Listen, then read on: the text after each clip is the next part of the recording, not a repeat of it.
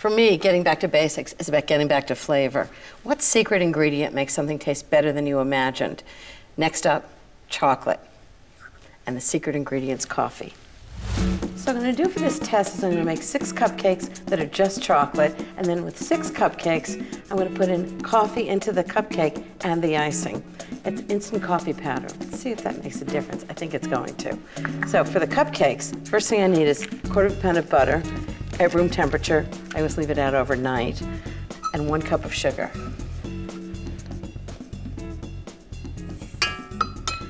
And just mix that together. Okay, while those cream together, I'm gonna add 4 eggs. Just 1 at a time, so they get well incorporated. Always room temperature eggs. And I never crack it on the side of the bowl because you end up with shell in the cake. Nobody wants a crunchy chocolate cake.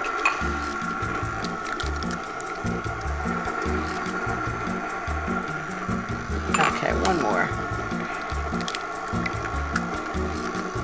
This is a great chocolate cake for any size cake. Regular cakes, I used to make wedding cakes out of them. It's fantastic. And now for the chocolate. The secret here is chocolate syrup. You just pour it right in. It's 1 16-ounce can. Tablespoon of vanilla. Now I'm going to turn the mixer down. I always add flour on low speed because I don't want to beat it. So 1 cup of flour. Use all-purpose flour. And just add it slowly so it mixes in. You don't want clumps of flour in the cake. Ugh. And that's it. That's chocolate cake. So I'm going to do half of them regularly, and then I'm going to add coffee to the other half and see if the guys in the office can tell the difference. Time to make cupcakes. So I've got cupcake pans, and I actually use these paper liners. They're so much easier to use than greasing and flouring the pans, but you can do it either way. And after making so many cupcakes at Barefoot Contessa, this is the secret weapon. It's so much easier to scoop them, and also every cupcake comes out exactly the same. So this batter doesn't rise very much. It doesn't really have any leavening in it, so you want to really fill the cupcakes full.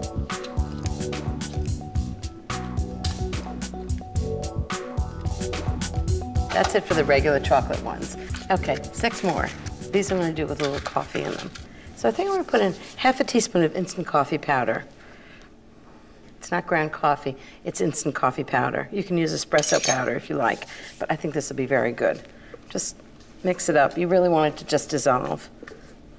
It already smells great. Okay, into the other 6.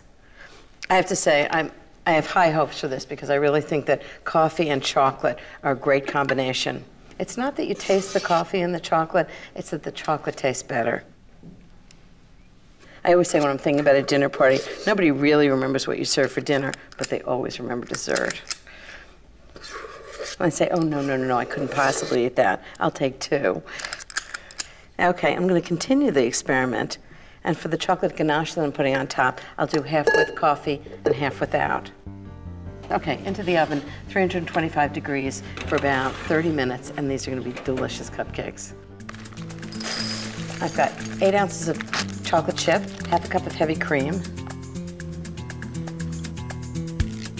You want to stir it a little bit. The more you stir it, the shinier it gets. I'm just going to dip them right in, and hopefully not drop it in it. It's the easiest way to do ganache. How great is that? Just let it cool for a second.